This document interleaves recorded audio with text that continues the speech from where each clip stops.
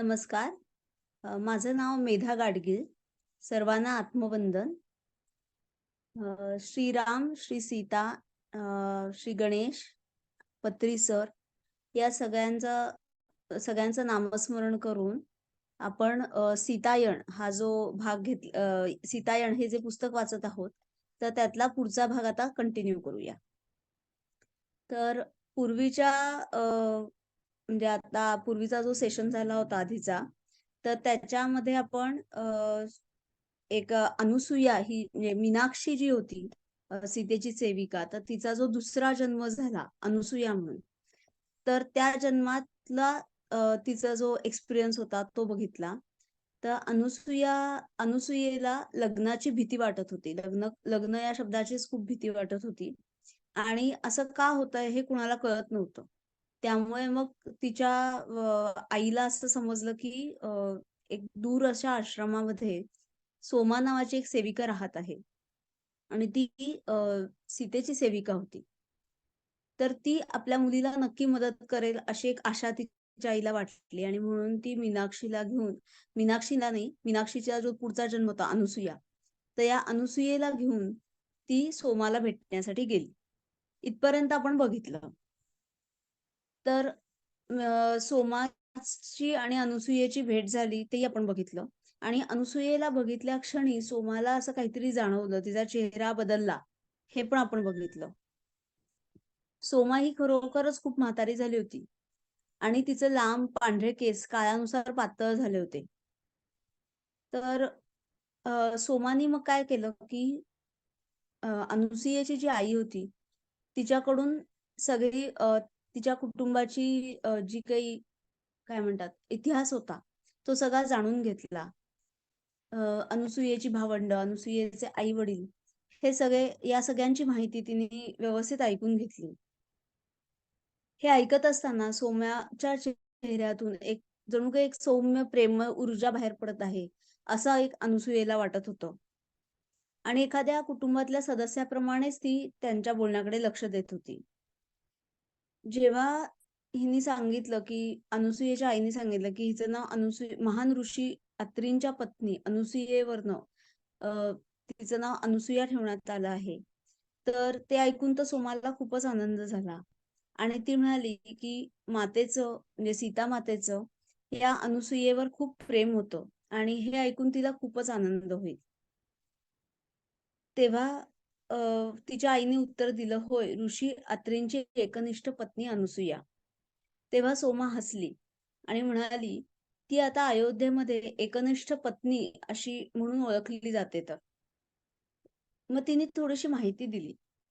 ऋषी अनुसूया या पृथ्वीवर आलेल्या कोणत्याही ऋषींइतक्याच महान होत्या आणि फार थोडे पुरुष ऋषी करू शकतील अशी एक महान तपश्चर्या त्यांनी केली आणि त्यामुळे त्यांनी तिन्ही देवतांचा आदर मिळवला. या अनुसूयेच्या तपस्येने या पृथ्वीवर अशा अनेक गोष्टी निर्माण करायला मदत केली, ज्यामुळे येणाऱ्या पिढ्यांना आकार देता येईल. अनुसूयेचे हृदय हे मातेचे आणि विवेक ज्ञान हे ज्ञानवंताचे होते. तिचं ज्ञान आणि प्रेम पूर्णपणे संतुलित होतं आणि म्हणूनच लंकेत जे काही घडणार होतं, त्याची तयारी ती सीतामातेकडून करून घेऊ शकली. जेव्हा लंकेचं नाव निघालं, तेव्हा अनुसूये मध्ये खूप मोठा बदल व्हायला लागला. ती वेदनामय आणि दुःखमय झाली आणि स्वतःच्या भावनांना आवरून धरण्यासाठी ती धडपडू लागली. तेव्हा तिची आई म्हणाली, "तुम्ही माझ्या मुलीच्या अत्यंत संवेदनाशील अशा विषयालाच हात घातला आहे. आपल्या महाराणींची कैद स्वीकारायला ती नकार देते आहे." सोमा अ,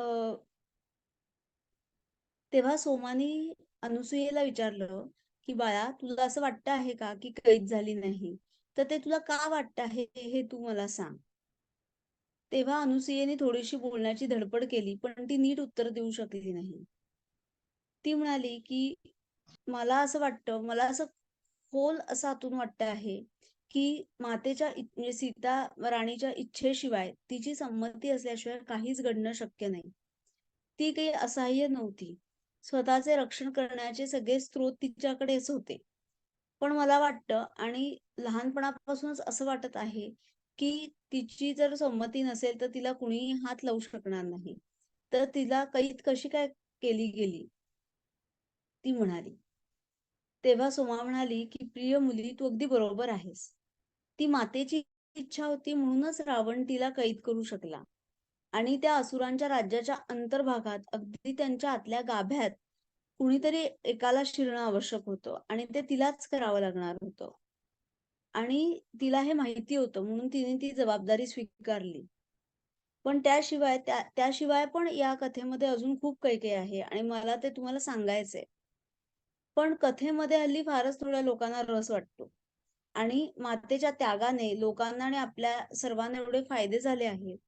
तरी सुद्धा त्या लोकांना मात्र राज्याची वाढ आणि संपत्ती याबद्दलच ऐकायला आवडतं.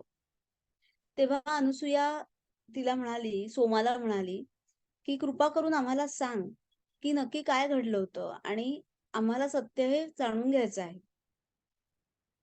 तेव्हा सोमा म्हणाली, की "आधी आपण ना सगळेजण जेवण करून घेऊ. मी तुम्हाला जेवू घालते आणि जर मी तुम्हाला जेवू घातलं नाही, तर मग मातेलाच प्रसन्न होणार नाही." तेव्हा मग अनुसूयेची आई म्हणाली, की कृपा करून तुम्ही आता कष्ट घेऊ नका, कारण आम्ही आधीच आश्रमातून जेवण करून आलेलो आहोत." तेव्हा सोमाने खूपच आग्रह केला आणि म्हणाली, की "वर्षातील या उन्हाळ्याच्या दिवसात मी तुम्हाला थोडं खायला आणि एक उत्साहवर्धक पेय देते. कारण लवकरच सूर्य आपल्या डोक्यावर येईल. आणि मला हे सगळं बनवण्यात काहीच त्रास नाहीये, कारण माताच माझ्यातर्फे ते तुम्हाला वाढणार आहे. आणि तुम्ही मातेला तर नक्कीच नाही म्हणणार नाही." आता इतका आग्रह केल्यावर तो आग्रह कोण डावलणार? त्यामुळे मग अनुसूया आणि तिची आई दोघींनी तिचं ते स्वीकारला आग्रह आणि त्यांनी तिच्या पायांवर उभं राहायला मदत केली. आणि मग स्वयंपाकघराच्या जागेकडे सोमाने त्यांना नेलं. मग काही भाज्या आणि रानटी धान्य यांच्यापासून बनवलेलं हलकं आणि चविष्ट असं जेवण आणि त्याचबरोबर बोरासारखी काही फळं कुस्करून केलेलं उत्साहवर्धक पेय असं तिने तयार केलं. आश्रमातल्या जेवणापेक्षा त्यांना हे जेवण खूपच आवडलं. हे तिघं जेवत असताना एक तपस्वी तिथून जाताना त्यांना दिसला. तेव्हा त्या तपस्व्याला पण सोमानी सकाळच्या भोजनाकरता बोलवलं. सोमानं दिलेलं अन्न आनंदानं स्वीकारून तो बसला आणि म्हणाला, "सोमा आम्हाला जेवण दिल्याशिवाय राहतच नाही." तेव्हा सोमा म्हणाली, की "मी जर दिलं नाही तर माता काय म्हणेल? तुम्हाला माहिती आहे, मला तिला उत्तर द्यावं लागेल." त्यावर तो म्हणाला, की आम्हीच त्याचा फायदा होतो.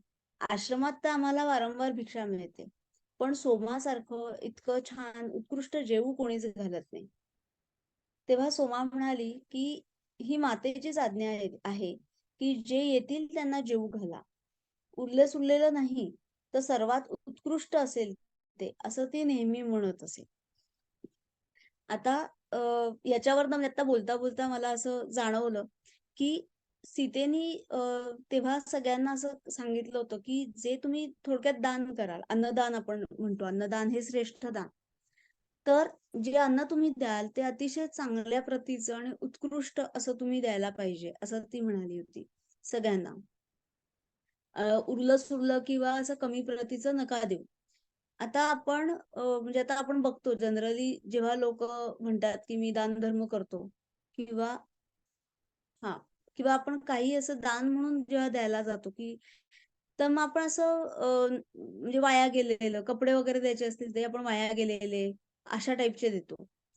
किंवा काही-काही जण चांगलं देत पण असतील, पण बरेच जण असं करतात. किंवा इव्हन मी असं बघितलंय, की श्रावण महिन्यामध्ये सत्यनारायणाची पूजा होते.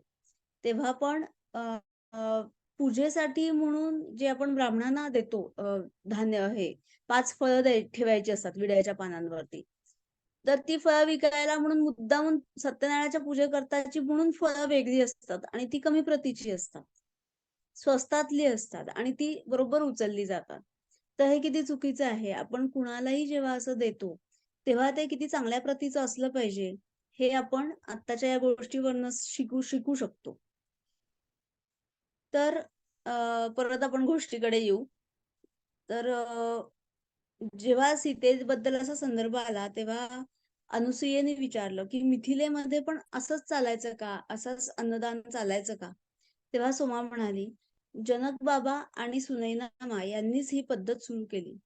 त्यांचा राजवाडा आणि स्वयंपाकघर हे ऋषी, तपस्वी, भटके अशांकरता सतत उघडं असायचा.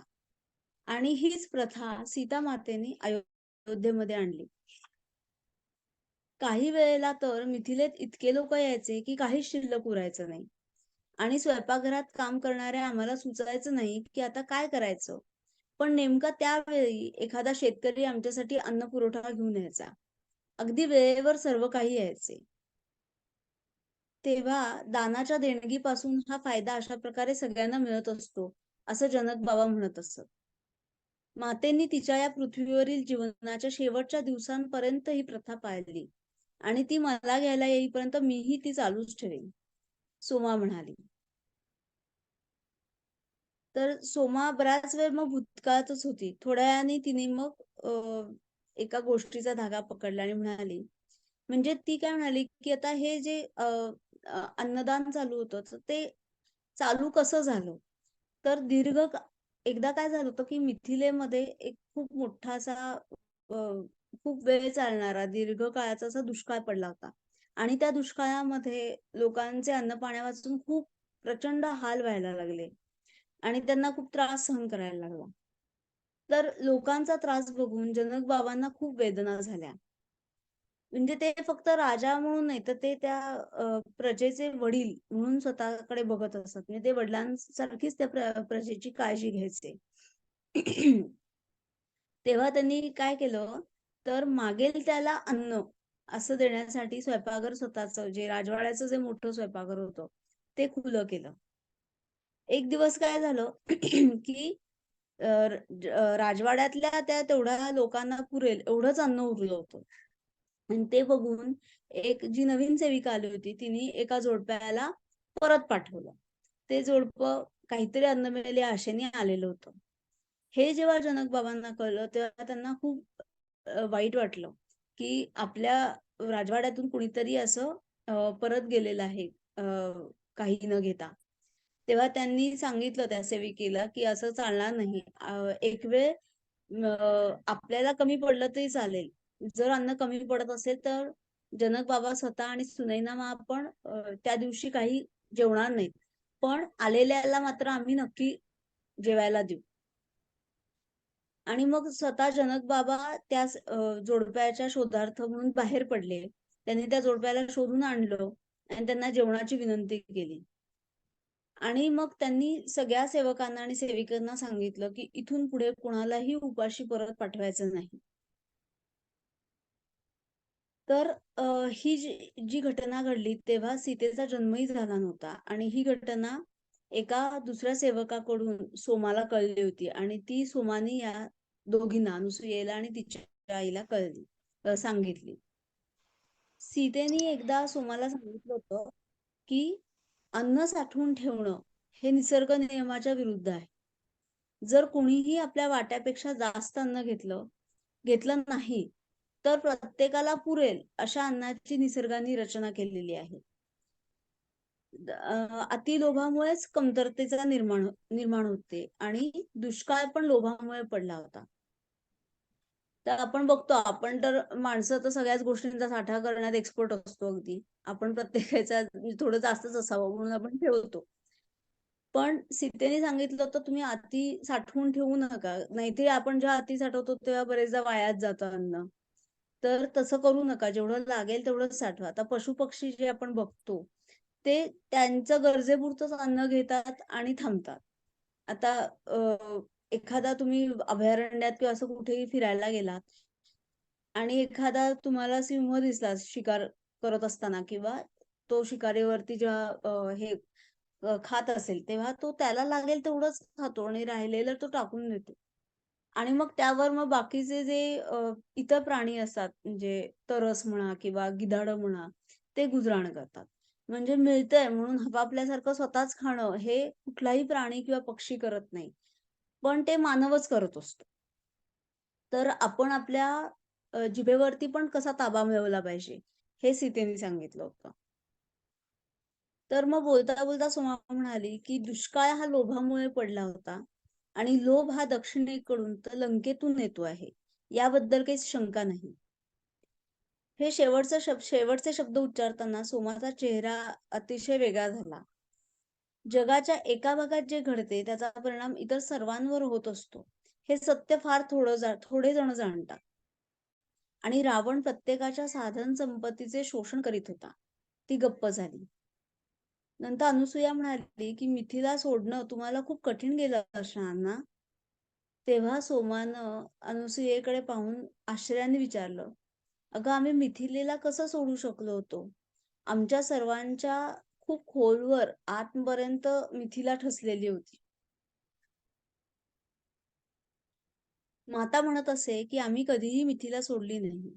आम्ही जिथे कुठे गेलो तिथे मिथिला आमच्या बरोबर होती. म्हणजे काय, की मिथिलेमध्ये त्यांना जे काही प्रेम मिळालं होतं, जे काही चांगल्या गोष्टी समजल्या होत्या, जे काही चांगले संस्कार त्यांच्यावर घडले होते या सेविकांवरती, तर या सेविकांबरोबर ते संस्कार सतत तसेच जागृत होते आणि त्याप्रमाणेच त्या सगळ्या वागत होत्या.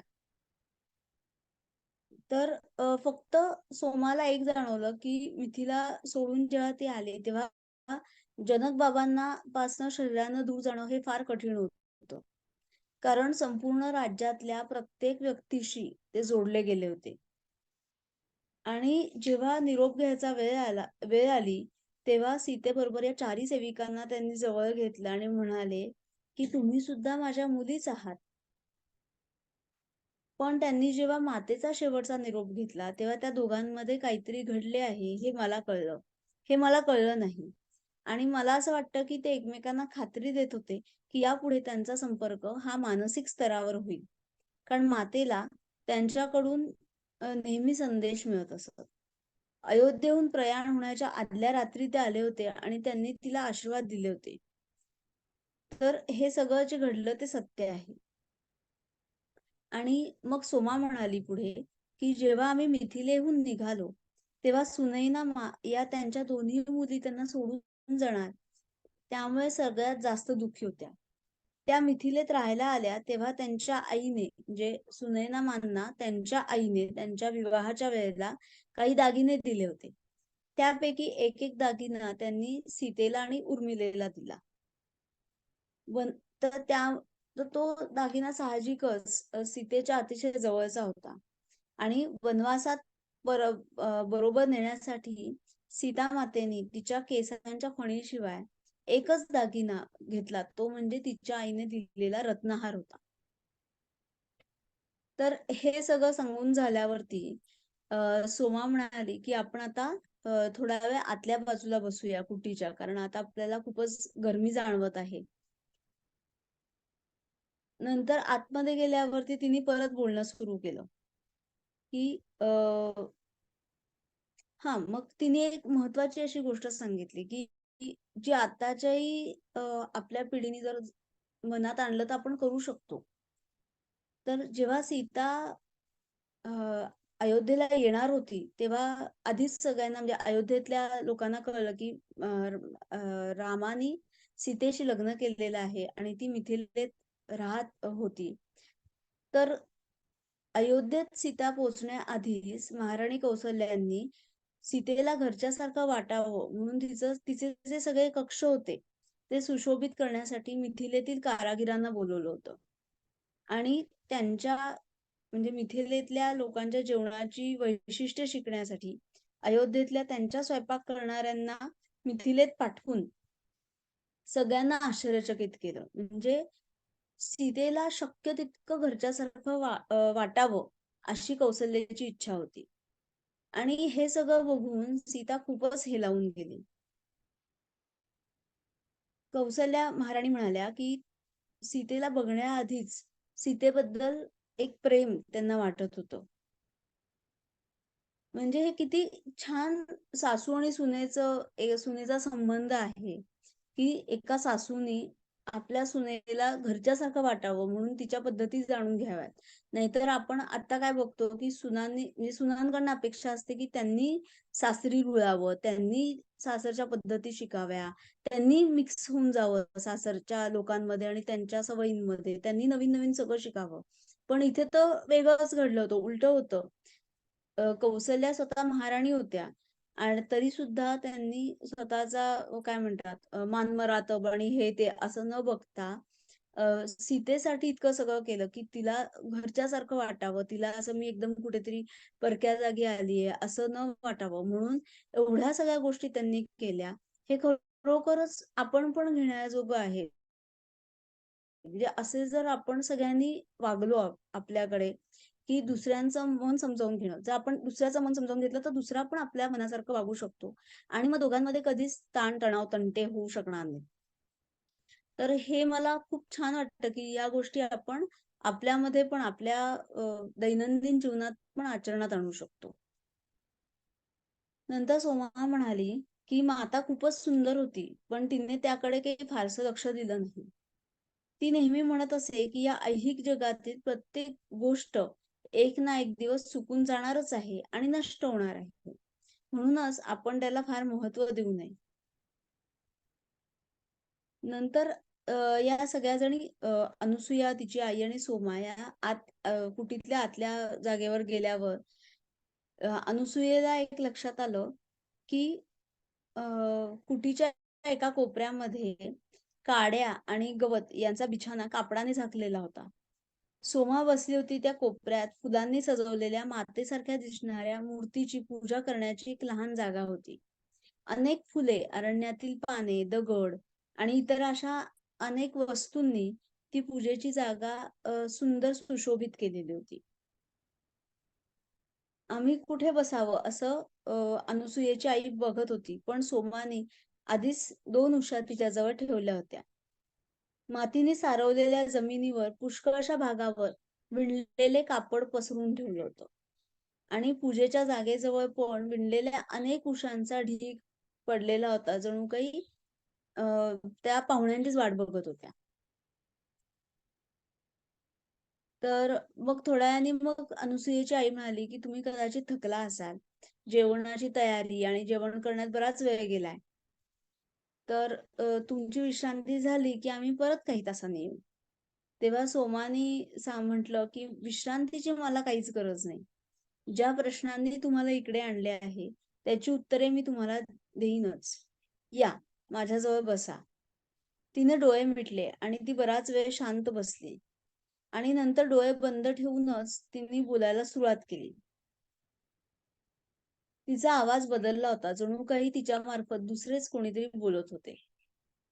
सोमा म्हणाली, "माता आणि श्रीराम वनवासाला निघाले, तेव्हा मला माहिती होतं की या प्रयाणाच्या मागे खूप मोठे कारण आहे. जे आपल्याला वरवरती दिसतंय, की दशरथ महाराज यांनी महाराणी कैकेयीला दिलेलं जे वचन होतं, त्याची पूर्ती करण्यासाठी किंवा कैकेयीच्या मत्सरामुळे किंवा महाराणीच्या दासीच्या त्या दुष्टपणामुळे हे सगळं घडलंय, वनवास वगैरे. तर असं काही ही बाह्य कारणं होती. पण त्यांचं प्रयाण व्हावं म्हणजे त्यांनी त्या अ, अ, वनवासाला जावं, तर यासाठी ती परिस्थिती उद्भवली होती. जर तशी ती परिस्थिती उद्भवली नसती, तर काही ती वेगळी परिस्थिती उद्भवली असती आणि त्यांना वनवासात जाणं भागच पडलं असतं. खरं तर ही घटना घडण्याची योजना फार पूर्वीच दुसऱ्या एका जगात झाली होती. तर त्यांचा जन्म घेण्याचा आहे. श्रीराम आणि सीता यांचा जन्म घेण्याचा जो मूळ उद्देश होता, तो सफल शक्य होण्यासाठी त्यांना अयोध्या सोडून जाणंच भाग होतं. तर त्यासाठी हा प्रसंग म्हणजे ही परिस्थिती एक घडवून आणली गेली होती.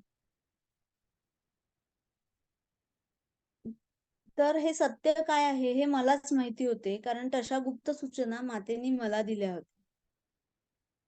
आणि मग सोमा म्हणाली, की त्या मला स्वतःलाच उलगडून काढायच्या होत्या. मातेनी तिने जाण्यापूर्वी एक पवित्र अग्नी पेटवला आणि आम्हा सर्व सेविकांना ती येईपर्यंत तो प्रज्वलित ठेवायला सांगितलं. ती म्हणाली, की त्याने राज्याभोवती संरक्षक कवच तयार होऊन तिच्या अस्तित्वाचा एक भाग तिथे शिल्लक राहील. तिच्या स्वतःचा एक भाग तिने त्या अग्नीत ठेवला होता. हे शब्द बोलत असताना सोमा अनुसूयेकडे पाहत होती. काही काळानंतर मला शोध लागला, की त्या अग्नीत मध्ये पण खूप काही आहे. मी डोळे बंद करून त्या ज्वाळांसमोर बसत असे, तेव्हा पुष्कळदा मला माता आणि श्रीराम यांच्या प्रवास करतानाच्या प्रतिमा दिसत. त्यांचे संभाषण मला ऐकू येत असे. काही अंशी मी त्यांच्या मागोमाग जाऊन ते कुठे आहेत हे जाणून घेत असे. तिच्या संपूर्ण प्रवासात मातेने तिच्यापर्यंत पोहोचू शकावं म्हणून माझ्याकरता हा एक दरवाजा उघडा ठेवला होता. तो दरवाजा कधीच बंद झाला नाही, अगदी लंकेपर्यंत.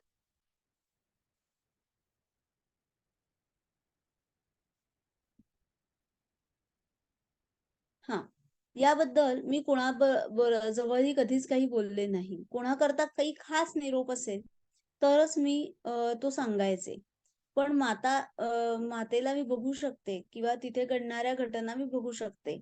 याबद्दल मी कधी कुणाला बोलले नाही.